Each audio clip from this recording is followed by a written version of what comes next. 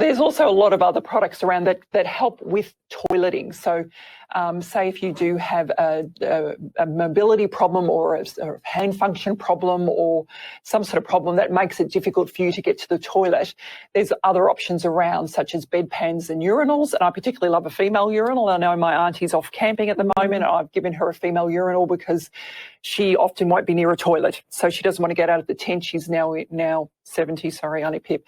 Hope you're not watching. So she can just wee in the female urinal to save her trying to get around in the dark to try and find a toilet.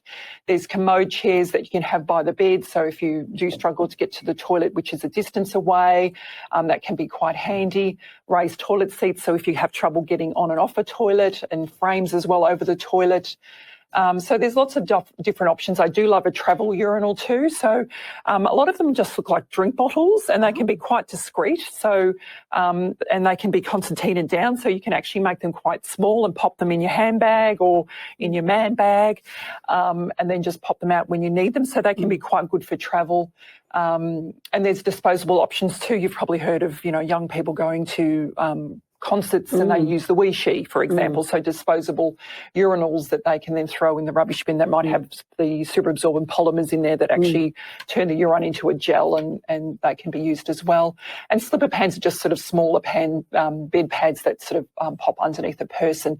So it's often important to look at, if you're trying to get to the toilet and there's a challenge, is there a piece of equipment that can be adapted to help you get to the toilet more successfully or use as a substitute for the toilet so you can actually still successfully use a toilet in that fashion. So it's often important too, and occupational therapists might be important to involve in this point of the toileting journey. So often having an occupational therapist do a home assessment or get some advice from an occupational therapist. And also a musculoskeletal physiotherapist is also important when it comes to being able to physically get up and get to the toilet, and looking at strength training and an exercise program can really be important to you to rely upon a musculoskeletal physiotherapist for that role as well.